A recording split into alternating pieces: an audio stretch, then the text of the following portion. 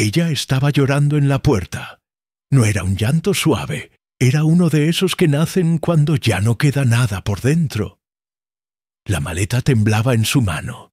La empleada acababa de renunciar, y el empresario viudo se quedó paralizado, sin poder respirar, porque en ese instante entendió algo que jamás había querido aceptar.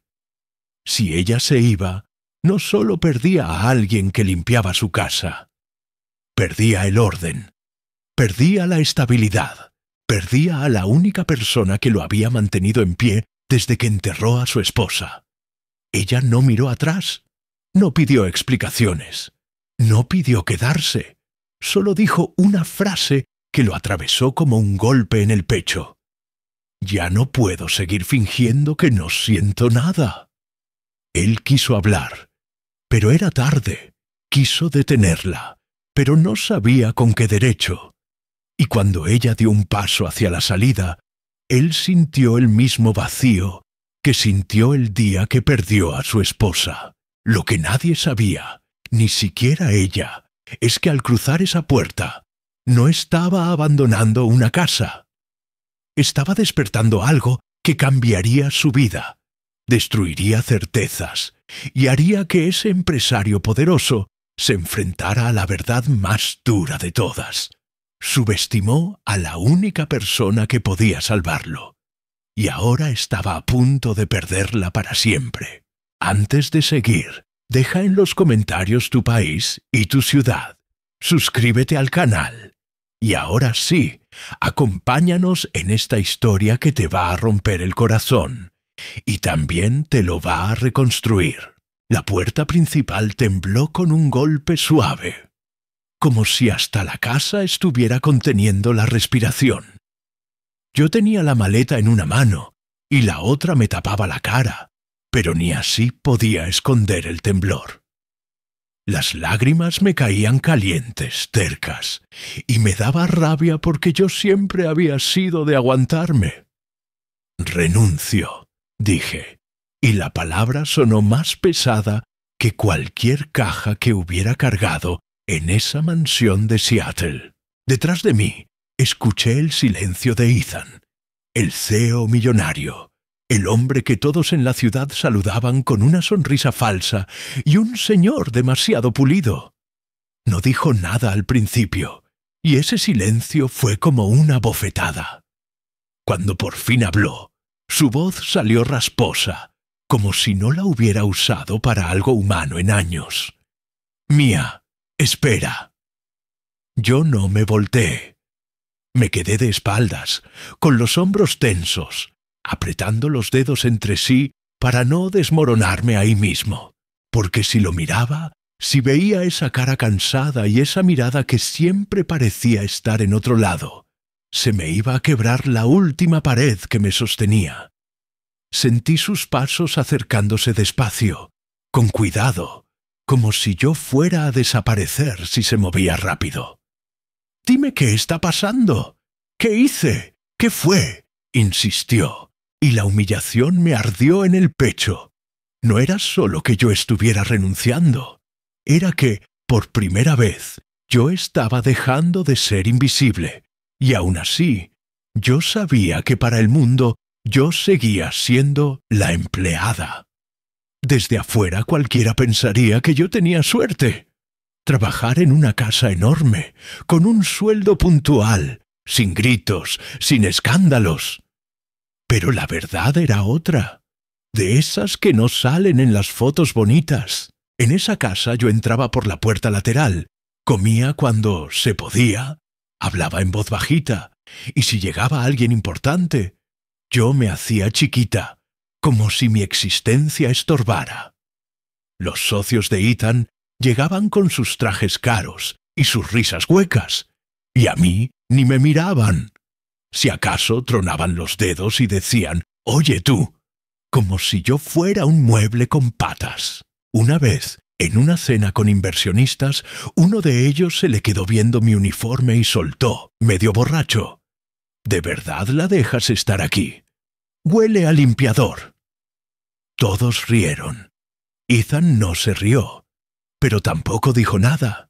Y ahí fue cuando entendí la regla no escrita de esa mansión. Yo podía sostener la vida de un millonario viudo, pero nunca iba a ser alguien digno de respeto frente a los suyos. Yo tragaba saliva, bajaba la mirada, recogía copas y sonrisas ajenas, y al final del día me repetía lo mismo. «Aguanta, Mía, aguanta. Tú viniste a trabajar, no a sentir». Pero el cuerpo no es tonto. El corazón tampoco. Y yo llevaba 3 años sosteniendo un duelo que ni siquiera era mío. Porque cuando la esposa de Ethan murió, Rachel, una mujer que yo solo conocí por la foto enmarcada sobre la chimenea, él se rompió en pedazos y esa casa se volvió un mausoleo caro. Yo llegué para limpiar polvo, sí, pero terminé limpiando silencio. Terminaba yo llorando en el cuarto de servicio por cosas que no podía explicar, como si el dolor se pegara a las paredes y se me metiera en los pulmones. Y aquí viene lo peor, lo que da vergüenza confesar. Yo me enamoré. Me enamoré sin querer, sin permiso, a lo menso. No fue de novela, no fue de ¡ay, qué romántico! Fue lento, silencioso, inevitable. Como cuando te acostumbras a una canción triste y de pronto ya no sabes vivir sin ella. Me enamoré del Ethan que nos salía en los periódicos, el que se quedaba dormido con la laptop abierta porque el insomnio lo traía a golpes, el que se quedaba viendo la taza de café como si ahí estuviera la respuesta de por qué seguía vivo, el que agradecía bajito cuando yo le dejaba una sopa caliente sin que me la pidiera. A veces lo escuchaba hablar por teléfono con esa voz firme de CEO. «Cierra el trato, sube la oferta, no acepto excusas». Y luego, cuando colgaba, se le caía el mundo en la cara. Y yo, que se supone que solo era la empleada, terminaba poniendo flores frescas en la mesa para ver si eso le daba un poquito de aire. Una tontería, lo sé. Pero así somos cuando queremos a alguien. Buscamos pequeñas formas de salvarlo sin que se dé cuenta. Y un día, sin aviso, mi corazón ya estaba metido hasta el fondo. Yo me decía, «No seas ridícula, Mía. Él es un millonario, un viudo, un hombre que vive rodeado de gente y aún así está solo. ¿Tú qué pintas ahí?» Y esa frase me humillaba más que cualquier comentario de los invitados. Porque no era solo que ellos me vieran menos, era que yo misma me estaba obligando a conocer mi lugar. Por eso, cuando Ethan me preguntó, fingiendo que, se me salió una risita amarga, fea, de esas que nacen del cansancio. «Usted no tiene que entender, solo déjeme ir». Pero él no soltó. «No, no te voy a dejar ir así». Y ahí me temblaron las rodillas, porque esa frase sonaba bonita. Y al mismo tiempo podía ser puro miedo a quedarse solo. Yo respiré hondo, intenté controlarme, y lo miré. Tenía los ojos rojos, como si hubiera pasado la noche peleándose con fantasmas. No fue nada que usted hiciera. Mentí a medias, porque sí había sido. Había sido todo lo que no hizo. Es que ya no puedo. Y de pronto, como si mi boca fuera por su cuenta, lo solté. Me enamoré de usted. Sentí que el aire se rompía. El CEO millonario se quedó congelado. No parpadeó. No respiró. Y yo quise tragármelo de regreso, pero ya estaba dicho. Me tapé la boca, humillada, avergonzada, temblando. Sé que está mal, sé que no debía, pero intenté ignorarlo, se lo juro. Ya no puedo seguir aquí viéndolo diario, fingiendo que no siento nada. Ethan tardó un segundo eterno en reaccionar. Cuando por fin me agarró del brazo, lo hizo con una delicadeza rara, como si yo fuera algo frágil que no sabía que existía. «No, tú no entiendes», dijo, y su voz se quebró poquito, lo justo para que me doliera de verdad. Yo he pasado estos años sobreviviendo. Y tú estabas aquí, sosteniendo todo sin pedir nada. Y yo ni siquiera te vi. Yo quise zafarme. Quise decirle, no diga eso, porque esas palabras podían abrirme una esperanza peligrosa. No lo haga más difícil, le pedí, con la maleta ya pesada en la mano. Pero entonces escuché algo que me aplastó y me encendió al mismo tiempo. Pasos de gente entrando por la puerta principal. Risas. Voces elegantes. Era temprano para visitas, a menos que fuera algo importante. Ethan giró la cabeza y se tensó como si le hubieran puesto una pistola en la espalda. Alcancé a oír una frase desde el vestíbulo. «Señor, llegaron los del consejo. Dicen que hoy se decide todo». Ethan me soltó, pálido, como si le hubieran recordado de golpe quién era él y quién era yo. Y ahí, justo ahí, sentí la humillación regresar con fuerza. El mundo real lo estaba jalando de vuelta. Y yo me quedaba en el pasillo, con mi maleta, mi confesión y un corazón hecho pedazos. Él tragó saliva, me miró con desesperación, pero no se movió hacia mí. Se movió hacia ellos. Y yo pensé, claro, siempre es así. Siempre hay algo más grande que yo. Pero antes de que pudiera salir, escuché una última cosa que me heló la sangre. Una de esas voces de traje dijo, sin bajar el volumen, «Oye, ¿y la muchacha? Que no ande escuchando. Esto no es para empleados». Ethan se quedó tieso, como si lo hubieran escupido en la cara. Y yo entendí que lo que venía no era solo mi renuncia.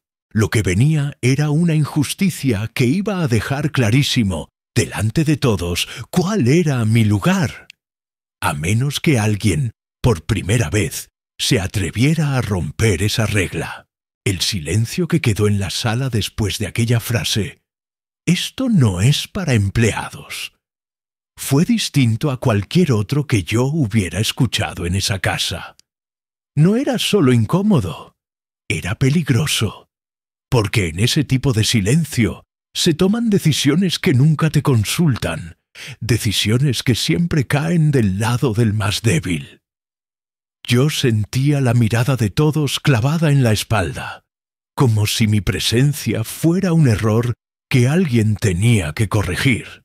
Ethan seguía ahí, quieto, con la mandíbula tensa, mirando a su hermana y luego a mí, atrapado entre dos mundos que jamás debieron chocar de esa manera.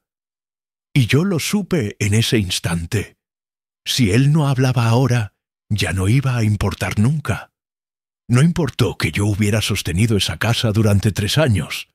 No importó que yo hubiera sido la única constante cuando todo lo demás se derrumbó. En ese momento, para ellos, yo solo era la empleada que se excedió, la que escuchó lo que no debía, la que olvidó su lugar. Sentí el pecho apretarse, como si el aire se hubiera vuelto demasiado pesado para respirar. Y entonces, sin levantar la voz, la hermana del CEO dio el golpe final. Tal vez sea mejor que hoy se retire temprano. No queremos más accidentes. Lo dijo con una sonrisa suave, educada, perfecta. Una injusticia envuelta en seda. Yo abrí la boca para responder, pero no salió nada. No porque no tuviera que decir, sino porque entendía algo terrible. No importaba lo que yo dijera. Podía explicar, disculparme, incluso humillarme más. Y aún así, el veredicto ya estaba dictado. Ethan me miró otra vez, y por una fracción de segundo creí ver culpa en sus ojos. Pero la culpa no sirve de nada cuando no se convierte en acción. Él respiró hondo, como si fuera a decir algo. Y no lo hizo. Giró ligeramente hacia su hermana y asintió, apenas perceptible. Ese gesto mínimo fue suficiente para que todo se rompiera dentro de mí. No fue un grito, ni una orden directa, ni una humillación pública más grande. Fue peor. Fue la confirmación de que, cuando había que elegir, yo no era la prioridad. Sentí el ardor subir por la garganta, los ojos llenarse de lágrimas que me negué a soltar ahí mismo. Incliné la cabeza, murmuré un con permiso, que nadie contestó, y caminé hacia el pasillo, con pasos firmes que no coincidían con el caos que llevaba por dentro. Mientras avanzaba hacia mi cuarto, cada paso pesaba como si estuviera caminando sobre algo que se quebraba. Las paredes estaban impecables, los cuadros alineados, las flores frescas que yo misma había puesto esa mañana seguían ahí, como una burla silenciosa. Todo estaba perfecto, excepto yo. Entré al cuarto pequeño del fondo y cerré la puerta despacio, apoyando la espalda en ella. Fue ahí, lejos de las miradas elegantes y las copas de cristal, donde la injusticia cayó completa sobre mí. No había hecho nada malo. No había hablado fuera de lugar. No había cruzado ningún límite. Y aún así, me estaban empujando fuera, recordándome que mi lugar era frágil, provisional, condicionado a la comodidad de los demás. Me dejé caer en la cama, con el uniforme todavía puesto, las manos temblando. Pensé en todas las veces que trabajé enferma para no fallar. En las noches en que me quedé despierta esperando a que Ethan llegara solo para saber que estaba bien. En las veces que defendí esa casa como si fuera mía. Y ahora esa misma casa me estaba expulsando sin explicaciones. No pasó ni una hora cuando alguien tocó la puerta. 2 golpes suaves. Yo ya sabía quién era. Me limpié el rostro rápido. Respiré hondo y abrí. Era Ethan. Ya no estaba el seo impecable de las reuniones. Estaba el hombre cansado, con la corbata floja y los ojos apagados. «Mía», empezó, pero se quedó en silencio. Yo lo miré sin decir nada. Ya no tenía fuerzas para consolarlo, para entenderlo, para justificarlo. «Esto se salió de control», dijo al fin. Yo solté una risa corta, amarga. No, esto fue exactamente como siempre fue. Yo solo dejé de fingir que no lo veía. Él frunció el ceño, incómodo. No fue justo lo que pasó. Esa frase, tan simple, tan tardía, me dolió más que todo lo anterior, porque reconocer una injusticia después de permitirla no la deshace. Entonces, ¿por qué no dijiste nada?, pregunté bajito, sin rabia, sin reproche, solo cansancio. Ethan bajó la mirada, y esa respuesta, o la falta de ella, fue suficiente. Entendí que su mundo estaba lleno de compromisos, apariencias, nombres importantes. Y yo no era parte de ese mundo. Yo era el precio silencioso que se paga para que todo siga funcionando. Fue en ese momento cuando tomé la decisión que venía formándose desde hacía meses. No iba a quedarme en un lugar donde tenía que aceptar injusticias para conservar un techo. No iba a seguir siendo invisible para que otros se sintieran cómodos. Me levanté, abrí el closet y saqué la maleta. Ethan me miró, alarmado. «¿Qué estás haciendo?» «Lo que debí haber hecho hace tiempo», respondí con voz firme, aunque por dentro me estuviera desmoronando. «Renunciar». Él dio un paso hacia mí. «No puedes decidir esto así». Lo miré directo a los ojos por primera vez sin miedo. «Claro que puedo, porque esta injusticia no empezó hoy. Solo hoy dejó de ser silenciosa». Empecé a doblar mi ropa despacio. Cada prenda era un recuerdo, cada gesto una despedida. Ethan se quedó ahí, sin saber qué hacer, atrapado entre el poder que tenía fuera y la impotencia que sentía adentro. Y mientras yo cerraba la maleta, una pregunta quedó flotando en el aire. pesada, inevitable. Si yo me iba, ¿quién iba a sostener todo lo que él daba por sentado? Pero esa respuesta todavía no estaba lista para revelarse. Salir de esa casa no fue heroico. No hubo música dramática ni frases memorables. Fue simple y doloroso. Crucé el portón con la maleta raspando el cemento y la sensación absurda de que estaba cometiendo una locura. Porque cuando pasas años siendo la empleada del millonario, el mundo te convence de algo muy peligroso. Que fuera de ese lugar no eres nadie. Caminé varias cuadras sin rumbo, con los hombros encogidos, como si todavía esperara que alguien me gritara que regresara, que todo había sido un malentendido. Pero nadie lo hizo. Me subí a un autobús casi vacío y me senté al fondo, mirando por la ventana cómo la ciudad seguía funcionando sin mí. Gente apurada, luces, tiendas, cafés llenos. El mundo no se había detenido porque yo había sido humillada. Y esa verdad me golpeó con fuerza. Me sentí pequeña, reemplazable, prescindible. Pensé, tal vez exageré, tal vez debí aguantar un poco más. Esa es la trampa cuando te subestiman durante tanto tiempo. Empiezas a subestimarte tú misma. Los primeros días fueron los peores. Me quedé en el departamento de una conocida que apenas me conocía, durmiendo en un sofá incómodo, con la maleta siempre cerrada, como si en cualquier momento me fueran a pedir que me fuera. Busqué trabajo desde el celular, con el orgullo hecho polvo. Limpié casas, oficinas, lo que saliera. En cada entrevista veía la misma mirada rápida. Me escaneaban, escuchaban empleada doméstica y asentían sin interés.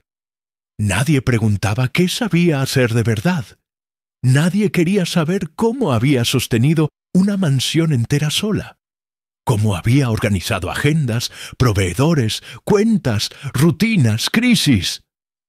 Para ellos, yo era solo alguien que sabía trapear bien. Y lo más triste es que durante un tiempo, yo también lo creí. Me decía, Mía, no te engañes. Tú no eres más que eso. Esa voz interna era cruel, pero conocida. Era la misma que me había acompañado desde niña, cuando me decían que apuntara bajo, que agradeciera lo poco, que no soñara demasiado.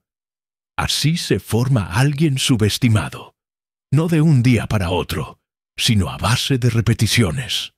Sin embargo, había algo que no me dejaba caer del todo. En medio del cansancio y la vergüenza, recordaba cosas pequeñas. Recordaba cómo los proveedores llamaban preguntando ¿con quién hablo? Y al final terminaban resolviendo todo conmigo. Recordaba las veces que el propio Ethan me pedía opinión sin darse cuenta. ¿Crees que esto funcione? ¿Qué harías tú? Recordaba cómo yo había organizado eventos, cenas, agendas imposibles, sin que nadie me lo pidiera, sin que nadie me lo reconociera. Y aunque dolía, esas memorias empezaron a sembrar una duda distinta. ¿Y si no era verdad que yo valía tan poco? Empecé a escribir todo lo que sabía hacer en una libreta vieja, no para un currículum, sino para mí. Y la lista crecía. Gestión, organización, resolución de conflictos, intuición con personas, capacidad de sostener el caos sin derrumbarme. Al verlo escrito, me sorprendí. Nadie me había enseñado eso en una escuela, pero lo había aprendido sobreviviendo, y aún así, el mundo seguía sin verlo. Mientras tanto, en la mansión, Ethan también estaba descubriendo algo, pero desde el otro lado. La casa seguía limpia, sí. Contrató a alguien más. Todo funcionaba en apariencia, pero algo estaba mal. Los proveedores se confundían, las agendas se cruzaban, las flores ya no estaban frescas, el café llegaba tarde. Pequeños detalles, insignificantes para cualquiera, excepto para alguien que vivía del control. Por primera vez, el CEO millonario empezó a sentir que algo se le escapaba de las manos. No sabía ponerle nombre, pero lo sentía. Y aunque no lo admitiera en voz alta, ese algo tenía mi nombre. Yo, mientras tanto, luchaba con la idea más dura. Tal vez él nunca sabría todo lo que yo hacía. Tal vez mi paso por esa casa quedaría reducido a una empleada que se fue. Y eso dolía más que la renuncia, porque ser subestimada no es solo que otros no te valoren. Es sentir que tu historia puede desaparecer sin dejar huella. Hubo una noche en particular en la que toqué fondo. Estaba sentada en el sofá, con el celular en la mano, viendo un correo de rechazo más. Hemos decidido continuar con otros perfiles. Cerré los ojos y sentí ganas de llorar, pero no salió nada. Estaba cansada hasta de llorar. Fue ahí cuando me hice una pregunta distinta, una que nunca me había permitido. ¿Y si no tengo que encajar en lo que esperan de mí? ¿Y si lo que aprendí, lo que viví, lo que sostuve, sirve para algo más grande? No tenía la respuesta todavía, pero esa noche, por primera vez desde que salí de la mansión, no me sentí invisible. Me sentí ignorada, sí, subestimada también, pero no inexistente. Y esa diferencia, aunque pequeña, empezó a cambiarlo todo. Porque cuando alguien subestimado deja de creerse pequeño, el mundo empieza a temblar, incluso antes de darse cuenta. Y mientras yo apagaba la luz, sin saber qué haría al día siguiente, algo se estaba moviendo en silencio. Una oportunidad que nadie vio venir. Un talento que había estado oculto detrás de un uniforme. Una pieza que no encajaba, porque estaba destinada a romper el tablero completo.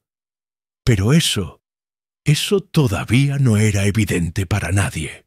La llamada llegó en un momento absolutamente común, y quizá por eso fue tan poderosa.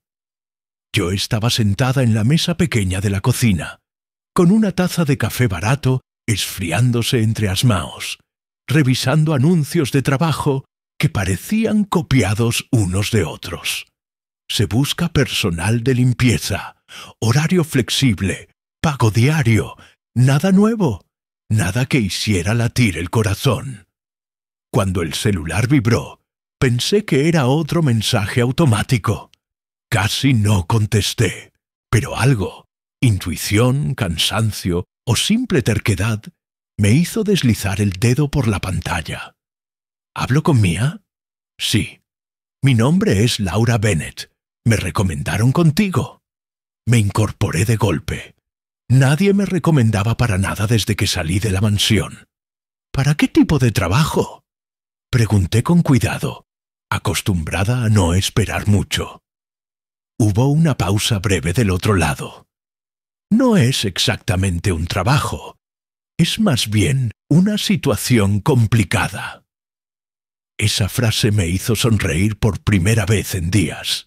Situaciones complicadas eran, curiosamente, lo que yo mejor sabía manejar. Laura explicó que trabajaba como administradora para una familia importante de Vancouver, Canadá.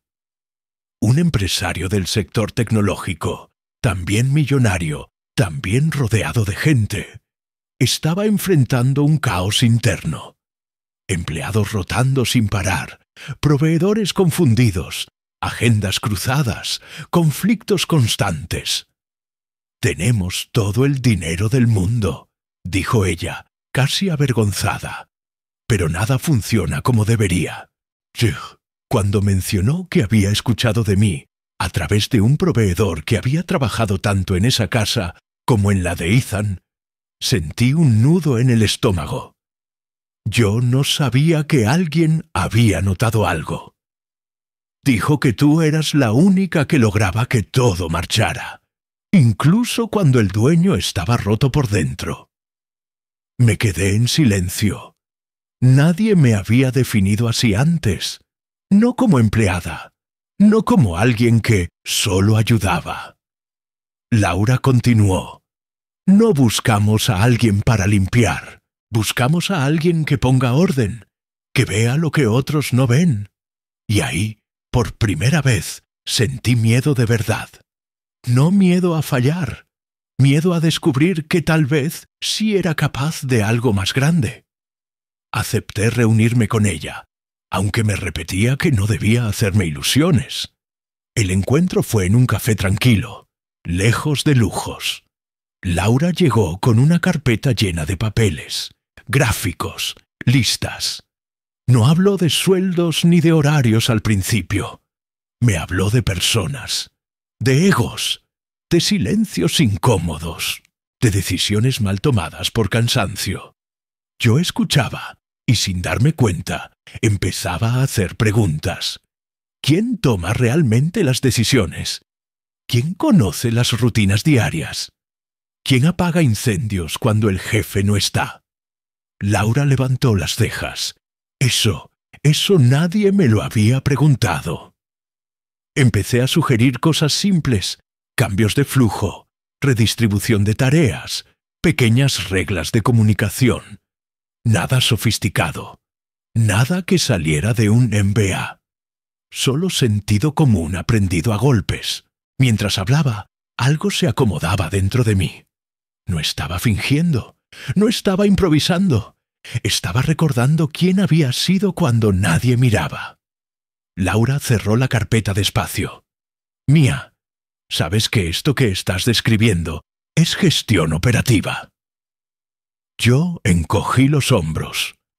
Yo solo sé que cuando las personas se sienten vistas, las cosas funcionan mejor. Ella sonrió, y en esa sonrisa hubo reconocimiento, real. Lo que no sabía, lo que yo todavía no podía imaginar, era que esa conversación iba a encender una cadena de eventos que no se podía detener. Porque mientras yo hablaba de orden y cuidado, Ethan, en Seattle, estaba enfrentando el derrumbe silencioso de su propio imperio personal. Nada explotaba de forma dramática, pero todo se desajustaba. El consejo cuestionaba decisiones menores. Los tiempos se alargaban. Los acuerdos se enfriaban. Y por primera vez desde la muerte de su esposa, el empresario viudo empezó a sentirse verdaderamente perdido. No era el dolor, era la falta de estructura, la ausencia de alguien que viera el todo. Una noche, agotado, Ethan revisó mensajes viejos en su teléfono. Notas que yo le dejaba sin firmar. Recordatorios, listas, cosas que antes había ignorado. Y ahí, como una revelación tardía, entendió algo que lo dejó sin aire. Yo nunca fui solo la empleada. Yo había sido el sistema invisible que sostenía su vida cuando él no podía hacerlo. Ese pensamiento le dio vértigo, porque si eso era cierto, entonces había cometido un error mucho más grande de lo que creía. Yo, mientras tanto, salí del café con Laura con las manos temblando. No por inseguridad, sino por una energía nueva, desconocida. Ella me había propuesto algo concreto: empezar como consultora temporal, observar, ordenar, proponer. Nada glamoroso, nada público, pero era una puerta. Caminé varias cuadras sin darme cuenta, con la cabeza llena de ideas y el corazón acelerado. Por primera vez desde la humillación, no me sentí menos, me sentí capaz. Y eso asusta, porque cuando descubres un talento que estuvo dormido tanto tiempo, todo tu pasado se reacomoda. Ya no era solo la mujer que fue subestimada. Era alguien que había aprendido en silencio, que había sobrevivido sin aplausos y que estaba a punto de demostrar algo que nadie esperaba. Pero todavía no. Aún faltaba el momento más incómodo de todos, cuando quienes te ignoraron se dan cuenta de que te necesitan. El primer día que entré al edificio de vidrio en Vancouver, sentí algo muy parecido al vértigo. No porque fuera lujoso, ya había visto lujo antes, sino porque ese lugar funcionaba exactamente igual que la mansión que yo había dejado atrás. Perfecto por fuera, caótico por dentro. Sonrisas ensayadas, gente caminando rápido con carpetas bajo el brazo, reuniones interminables que no resolvían nada. El tipo de caos que no grita, pero que te va drenando la vida poco a poco. Laura me presentó como consultora externa. Nada de títulos rimbombantes, nadie preguntó mucho. Solo me miraron rápido, como se mira a alguien que no parece una amenaza. Y ahí estaba el error. Porque cuando alguien te subestima, baja la guardia. Yo pasé la mañana observando. No interrumpí. No corregí. Escuché conversaciones. Tomé notas mentales. Vi cómo se hablaban, o no se hablaban, entre ellos. Vi asistentes apagando incendios que no les correspondían. Directores que tomaban decisiones sin entender el impacto real. Empleados agotados tratando de adivinar qué quería el jefe ese día. Todo me resultaba dolorosamente familiar. Al mediodía ya tenía claro algo. Ese sistema no iba a colapsar por falta de dinero. Iba a colapsar por falta de humanidad y orden. El choque real no tardó en llegar. 2 días después, Laura me pidió que asistiera a una reunión clave. «Solo escucha», me dijo. «No hables a menos que te pregunten». Entré a la sala con una libreta sencilla, vestida de forma discreta, sin intentar impresionar a nadie. Los hombres alrededor de la mesa, la mayoría hombres, hablaban de cifras, de plazos, de culpas cruzadas.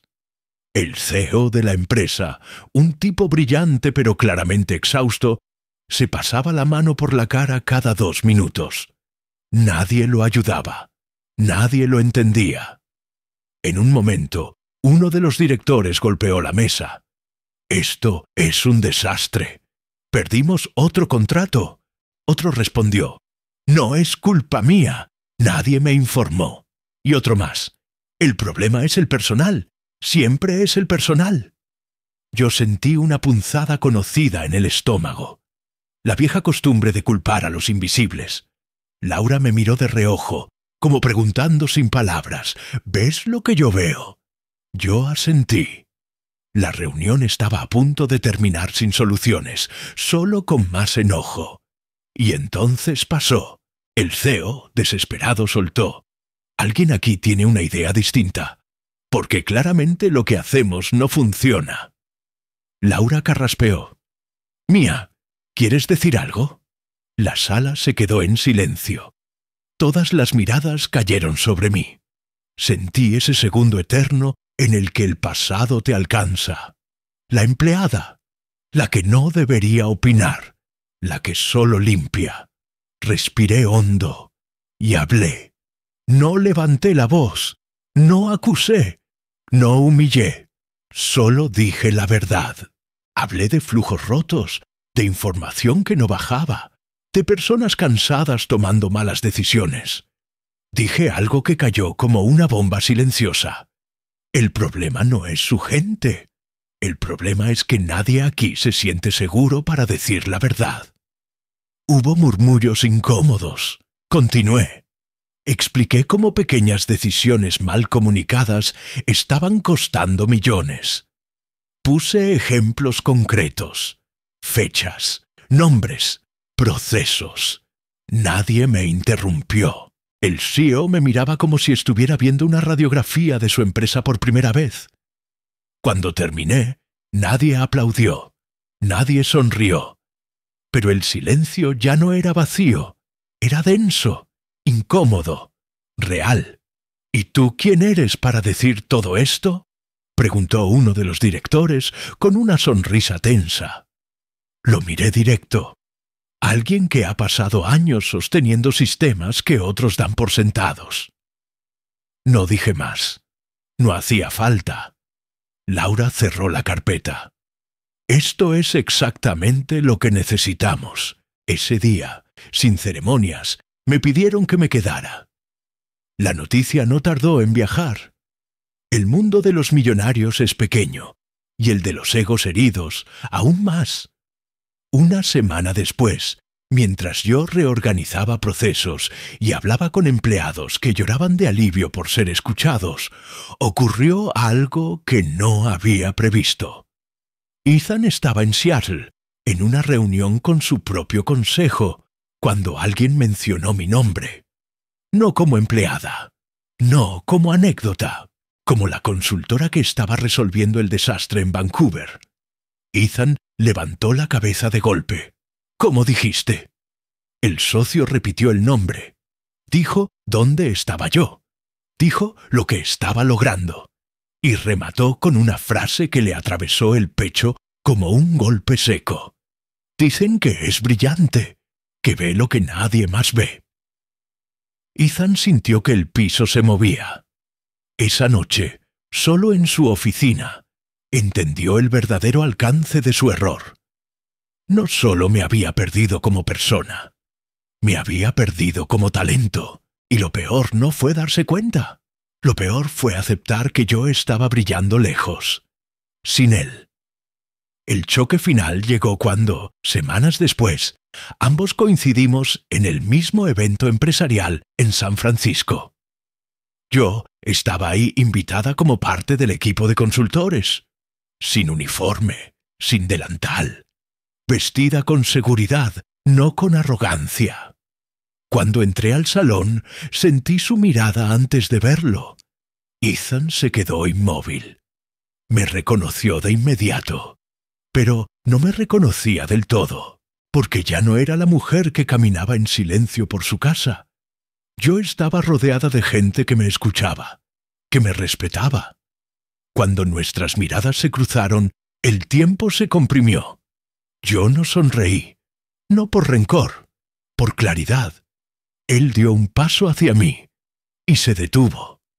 No sabía si tenía derecho a acercarse, y por primera vez, desde que lo conocí, el poderoso estaba desarmado. El antagonista, sin quererlo, estaba frente a la consecuencia más dura de todas: descubrir que subestimó a alguien capaz de cambiarlo todo. Y mientras el murmullo del evento seguía, una pregunta flotaba entre nosotros, pesada, inevitable. ¿Qué pasa cuando la persona que ignoraste se convierte en alguien que ya no te necesita? El reconocimiento no llegó con aplausos inmediatos ni titulares ruidosos. Llegó primero de la forma más silenciosa y quizá por eso más poderosa. La gente empezó a buscarme. No por curiosidad, sino por necesidad. Empleados que antes caminaban cabizbajos comenzaron a detenerme en los pasillos para preguntarme qué opinaba, qué haría, cómo podía ayudar. «Gracias por escucharnos», me decían en voz baja, como si todavía no creyeran que alguien pudiera hacerlo sin juzgarlos. Yo no prometía milagros, solo orden, claridad y algo que había aprendido en silencio durante años. Cuando una persona se siente vista, trabaja mejor. Los resultados no tardaron, los errores bajaron, los tiempos se acortaron, los conflictos dejaron de explotar y empezaron a resolverse antes de volverse incendios. Y sin darme cuenta, mi nombre empezó a circular en reuniones donde yo ni siquiera estaba presente. Pregúntale a Mia. Mia ya vio eso. Mia puede ayudarte. Ese tipo de frases que, para quien nunca las ha escuchado, parecen pequeñas. Pero para alguien que fue invisible, lo cambian todo. Laura fue la primera en decírmelo de frente. Una tarde, después de una jornada agotadora, se sentó frente a mí con una sonrisa distinta. «¿Te das cuenta de lo que está pasando?», preguntó. Yo fingí no entender. «Están confiando en ti, no por tu cargo, sino por quién eres». Me quedé callada, Aceptar el reconocimiento cuesta cuando vienes de un lugar donde siempre te hicieron sentir que debías agradecer las migajas. Pero la evidencia era clara. El CEO de Vancouver me pidió que presentara personalmente los cambios al consejo. Yo entré a esa sala con las manos firmes y el corazón acelerado, sabiendo que, meses atrás, nadie me habría dejado ni servir el café ahí. Expliqué procesos, mostré datos, hablé de personas, no adorné nada. Cuando terminé, uno de los consejeros, un hombre mayor, de mirada dura, me miró fijamente y dijo algo que jamás voy a olvidar. No entiendo cómo nadie vio esto antes. Yo sonreí con calma, porque no estaban mirando al lugar correcto. Nadie respondió, pero varios asintieron. Y en ese gesto silencioso sentí algo nuevo: respeto. El reconocimiento también empezó a llegar desde fuera. Otras empresas llamaron, otras crisis, otros sistemas rotos que necesitaban orden. Yo seguía sin buscar protagonismo, pero mi trabajo hablaba por mí. Cada recomendación venía con una frase parecida. Ella no grita, ella no humilla, ella arregla. Y eso, en un mundo de egos inflados, era casi revolucionario. Empecé a recibir invitaciones para reuniones estratégicas, mesas de discusión, incluso eventos donde antes jamás habría sido considerada. En uno de ellos, alguien me presentó como una de las mentes más claras en gestión humana que hemos visto últimamente. Me reí por dentro. Pensé en mi uniforme, en el cuarto pequeño del fondo de la casa, en las veces que me dijeron que no opinara. El contraste era tan grande que mareaba, pero también sanaba, porque cada palabra de reconocimiento no borraba el pasado, lo resignificaba. Todo lo que había dolido ahora tenía sentido. Y entonces ocurrió algo que cerró un círculo de forma inesperada. Ethan, el CEO millonario que había sido parte de mi herida, pidió hablar conmigo. No fue un mensaje impulsivo ni una llamada desesperada. Fue un correo corto, respetuoso, casi humilde. Me gustaría entender cómo llegaste hasta aquí, y si es posible, pedirte consejo. Leí ese mensaje varias veces. No sentí rencor, tampoco triunfo. Sentí algo más complejo: comprensión. Él estaba viviendo lo que yo había vivido durante años, pero desde el otro lado. La soledad del poder, la incomodidad de no tener respuestas. Acepté reunirme, no por él, sino por mí, porque el verdadero reconocimiento no es humillar al que te subestimó, es no necesitar hacerlo. Cuando nos vimos, noté el cambio. Ya no era el hombre seguro que daba órdenes sin mirar. Era alguien que escuchaba. Y cuando me dijo, no supe verte, yo no respondí con reproche. Respondí con verdad. Muchos no supieron. Yo tampoco me veía. Ese fue el momento exacto en que entendí hasta dónde había llegado. No solo me respetaban otros, yo me respetaba. Al salir de esa reunión, caminé sola unas cuadras, respirando hondo.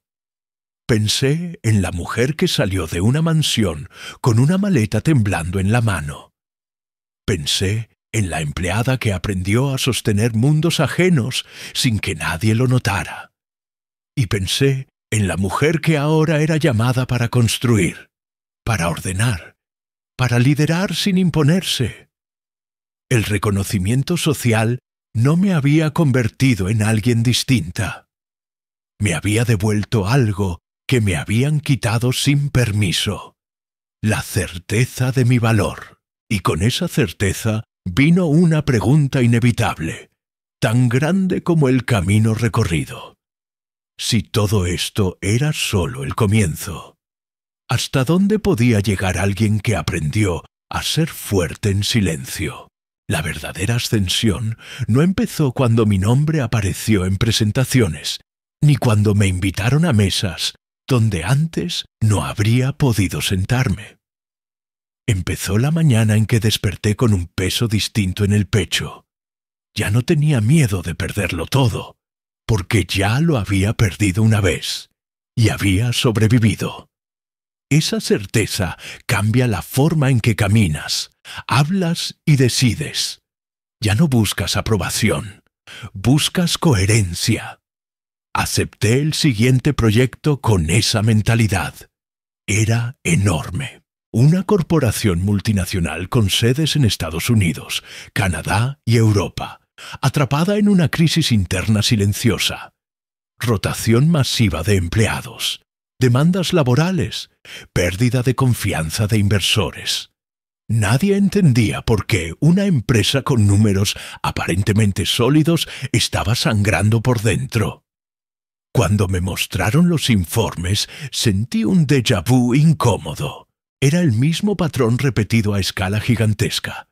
Decisiones desconectadas de las personas, líderes que jamás pisaban el terreno real, estructuras diseñadas para el control y no para la vida. Me ofrecieron un cargo temporal, bien pagado, con un título elegante. Lo rechacé.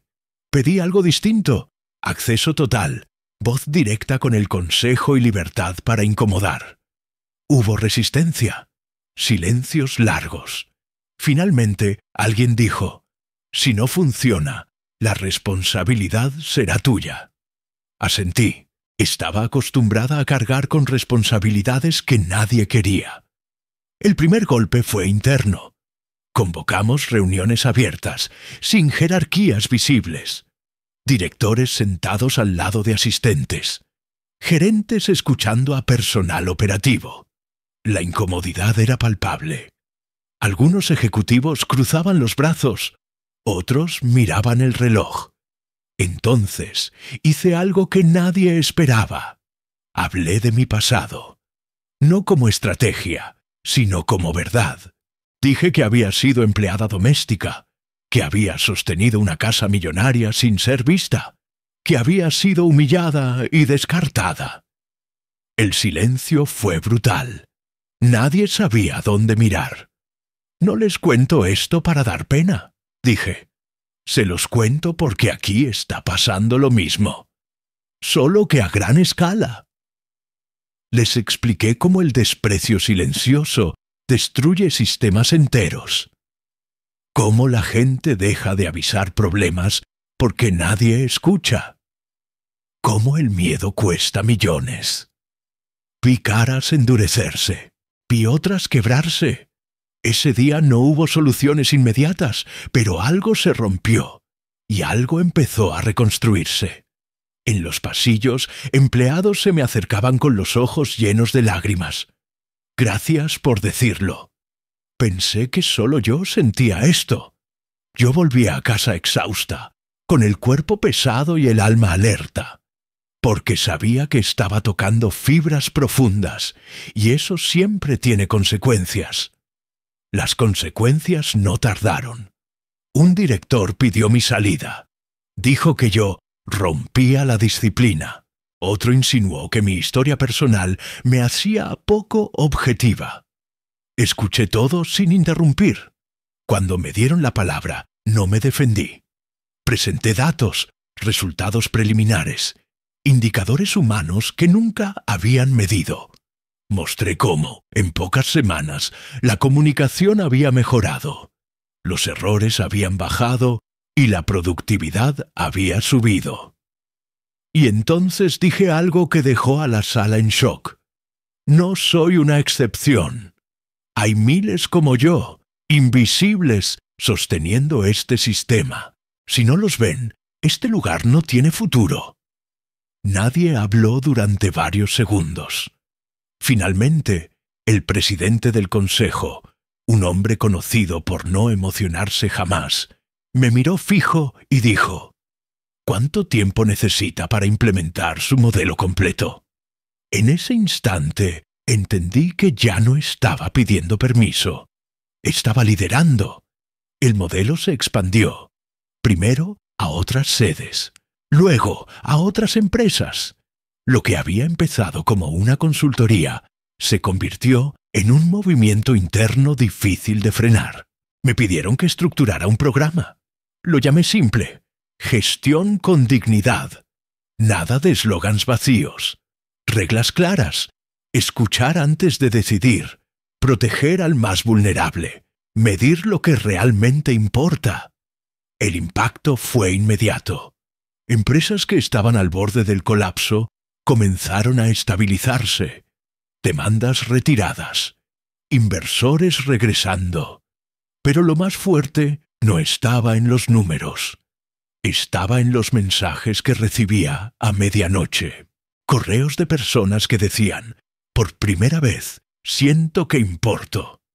Yo los leía en silencio, con lágrimas contenidas. Pensaba en la mujer que fui, sentada en un cuarto pequeño, creyendo que su vida solo servía para limpiar el desastre de otros. Y ahora, sin haberlo planeado, estaba cambiando la forma en que organizaciones enteras trataban a su gente. La exposición llegó cuando menos lo esperaba. Un medio internacional quiso entrevistarme. Rechacé 2 veces. A la tercera acepté, con una condición. No querían una historia de superación individual, querían hablar del sistema. La entrevista se volvió viral. No por mi rostro, sino por una frase que dije casi sin pensar. El talento más caro del mundo es el que se desperdicia por orgullo. En días, mi nombre circulaba en conferencias, artículos, debates. Me invitaban a hablar en universidades, foros empresariales, encuentros internacionales. Cada vez que subía a un escenario, sentía vértigo, pero también una calma profunda, porque yo no estaba actuando, estaba siendo, y en cada aplauso yo no veía reconocimiento personal. Veía justicia tardía para todas las personas que nunca fueron escuchadas. Ethan apareció de nuevo en mi historia en ese punto, pero ya no como centro. Me escribió una sola línea: gracias por mostrarme lo que nunca quise ver. No respondí de inmediato. Cuando lo hice, fue simple. Ahora tú decides qué hacer con eso, porque la ascensión real también implica soltar. Ya no necesitaba su validación, su culpa ni su arrepentimiento. Mi historia había dejado de girar alrededor de él. Y eso, paradójicamente, fue lo que más lo sacudió. Porque el poder verdadero no humilla, libera. El punto de quiebre global llegó cuando una organización internacional adoptó el modelo completo. Lo implementaron en países con culturas distintas, idiomas distintos, realidades duras. Y funcionó, porque la dignidad no necesita traducción.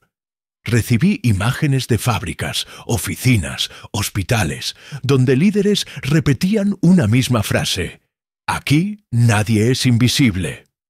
Me senté sola en una habitación de hotel, mirando esas fotos, y lloré como no lo hacía desde la noche en que salí con la maleta de aquella mansión. No por tristeza, por cierre, porque entendí que mi dolor no había sido en vano. Había sido preparación. Cada humillación, cada silencio, cada injusticia había construido algo que ahora servía a miles. Eso es ascender de verdad. La última escena de ese año no fue en un escenario ni en una sala de juntas. Fue en un aeropuerto, sentada junto a una mujer que limpiaba baños. Me reconoció. Dudó. Luego se animó. Usted es la que habló en la conferencia. Asentí. Me miró con una mezcla de orgullo y timidez. Gracias. Ahora en mi trabajo nos escuchan. No supe qué decir. Solo tomé su mano. En ese gesto sencillo, sin cámaras, sin títulos, supe que había llegado más lejos de lo que jamás imaginé. Pero también supe algo más. Esta historia no terminaba aquí. Porque cuando alguien se transforma de verdad, no cambia solo su destino, cambia el de todos los que toca. Durante mucho tiempo creí que mi historia trataba sobre éxito, sobre pasar de empleada a consultora, de invisible a reconocida, de sobrevivir a liderar. Pero con los años entendí algo mucho más incómodo y más verdadero. Mi historia nunca fue sobre subir, fue sobre dejar de achicarme. Porque el mundo no está lleno de personas sin talento. Está lleno de personas convencidas de que su lugar es pequeño. Yo también lo creí. Durante años pensé que debía agradecer lo que me daban, callar lo que sentía y aceptar lo que dolía. Pensé que la humildad era sinónimo de silencio y que aguantar injusticias era parte del precio por pertenecer. Nadie me lo dijo directamente. Me lo enseñaron con miradas, con silencios, con «no es tu lugar». Y eso, más que cualquier humillación explícita, es lo que realmente te rompe por dentro. Hoy, cuando miro atrás, no romantizo el dolor. No creo que sufrir sea necesario para crecer. Pero sí sé que lo que no se nombra, se repite. Yo repetí durante años el patrón de desaparecer para que otros brillaran cómodos. Y cuando por fin rompí ese ciclo, no lo hice gritando ni vengándome. Lo hice eligiéndome. Eligiendo no quedarme donde me dolía el alma. Eligiendo no pedir permiso para existir. Eligiendo usar todo lo que aprendí, incluso lo que aprendí llorando en silencio, para construir algo distinto. Y esa elección, tan simple y tan difícil, fue la que cambió todo, porque cuando una persona deja de aceptar ser invisible, el sistema entero se ve obligado a reajustarse. He conocido a miles de personas desde entonces, ejecutivos, empleados, madres solteras, jóvenes confundidos, gente brillante atrapada en lugares que les quedan chicos. Y hay una frase que se repite en todas las historias, sin importar el país ni el idioma. Pensé que el problema era yo. Esa frase es una herida colectiva. Nos enseñaron a dudar de nosotros antes que de las estructuras que nos aplastan. Nos enseñaron a normalizar el cansancio, el miedo, la desvalorización. Y cuando alguien se atreve a decir «esto no está bien», incomoda, molesta, asusta, porque obliga a mirar de frente lo que todos prefieren ignorar.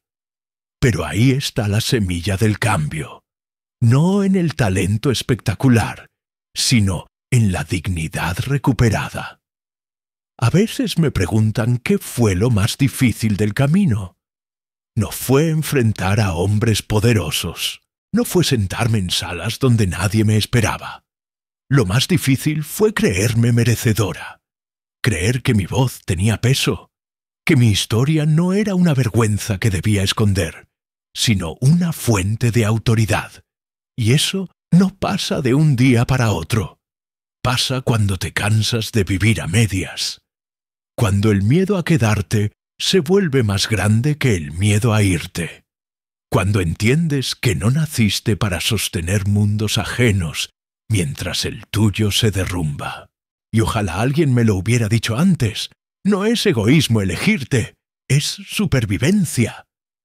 Si hoy estás escuchando esta historia y sientes un nudo en la garganta, quiero que sepas algo. No estás exagerando. Si algo te duele de forma constante, no es normal. Si te hacen sentir menos para que otros se sientan grandes, eso no es liderazgo, es abuso disfrazado. Y no siempre puedes cambiarlo todo de inmediato. A veces solo puedes dar un paso, pero un paso consciente cambia la dirección completa de una vida. Yo no sabía a dónde iba cuando salí con esa maleta temblando en la mano. Solo sabía que no podía quedarme. Y eso fue suficiente para que el camino apareciera. No todos van a aplaudir tu transformación. Algunos se van a incomodar. Otros van a minimizarla. Y habrá quien intente recordarte quién eras antes, como si crecer fuera una traición. Déjalos. No todos están listos para verte brillar, especialmente si se beneficiaban de tu silencio. Tu responsabilidad no es tranquilizar a quienes te subestimaron. Tu responsabilidad es ser honesta contigo misma. Porque cuando una persona cambia desde adentro, no solo mejora su vida, habilita a otros a hacer lo mismo. Y ese efecto, silencioso pero imparable, es el verdadero impacto global. Hoy ya no busco reconocimiento, busco coherencia. Busco lugares donde nadie tenga que encogerse para encajar. Y cada vez que alguien me dice, «Gracias, ahora sé que no estoy loca», recuerdo por qué todo esto valió la pena. Mi historia no es única. Es solo una de muchas que esperan permiso para existir. Tal vez la tuya sea la próxima. Tal vez hoy sea el día en que dejes de preguntarte si mereces más. Y empieces a preguntarte ¿qué estás dispuesta a hacer para no conformarte con menos? Historias como esta no hablan solo de amor, de dinero o de éxito. Hablan de algo mucho más profundo, de las personas que sostienen el mundo en silencio y de lo que pasa cuando deciden no desaparecer más. Tal vez hoy no seas un empresario viudo. Tal vez no seas una empleada que limpia una mansión. Pero dime algo con sinceridad. ¿Alguna vez sentiste que dabas todo y aún así no eras visto? ¿Alguna vez amaste en silencio, trabajaste en silencio, sufriste en silencio? Porque a veces la verdadera renuncia no es a un trabajo, es a seguir aceptando menos de lo que mereces. Y a veces el mayor acto de valentía no es quedarse, es irse, incluso con miedo. Incluso llorando. Ahora queremos saber de ti. ¿Qué habrías hecho tú en su lugar? ¿Te quedas donde te subestiman? ¿O te vas aunque duela? ¿Viviste algo parecido a esta historia? Cuéntanos tu experiencia en los comentarios.